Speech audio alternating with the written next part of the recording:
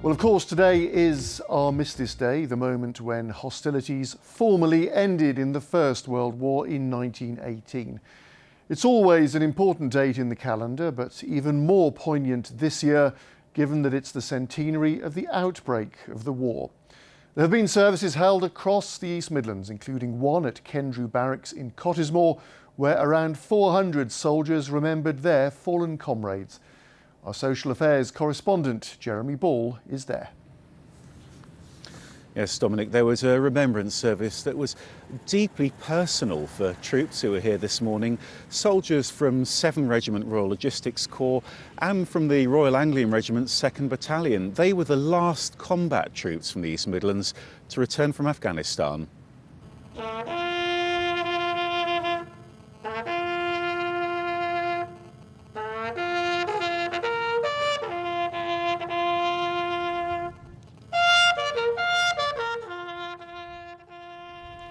Now, a lot of these troops were remembering Private Adam Morris and Private Josiva Luachi, 2 of their comrades who were killed by a roadside bomb in Iraq in 2006.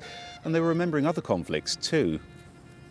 It's a very important day, reflecting back on the World War I, World War II, people losing their lives for the greater good of the freedom of this country. After deployment in Afghanistan, you get to think all the good things that people have done for what it is now, and you get a chance to reflect and respect the people, what they've done over the years. Particularly the sacrifice that I've seen, a number of people across different organisations killed and wounded. It's very important for me to have some time to reflect back on what that means to me. That's how Armistice Day has been marked here at Kendrew Barracks in Rutland, and our cameras have been out at ceremonies across the region today as people stopped, fell silent and marked 2 minutes of remembrance. At the going down of the sun and in the morning, we will remember them.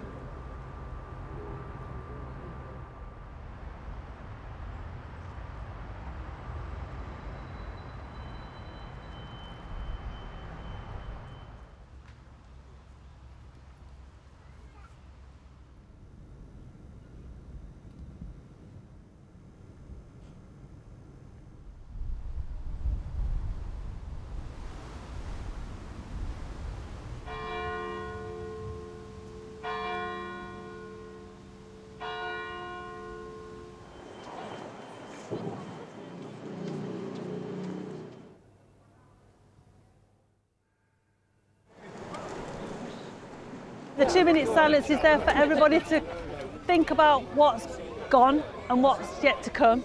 We're all individuals, yet during that 2-minute silence we're all thinking of more or less the same thing, hopefully. We're trying to make the world a better place and thinking of everybody that's lost their lives so we can have ours. It seems to be becoming more and more important, and especially this year of the centenary and the display of the poppies at the Tower of London by a Derbyshire artist.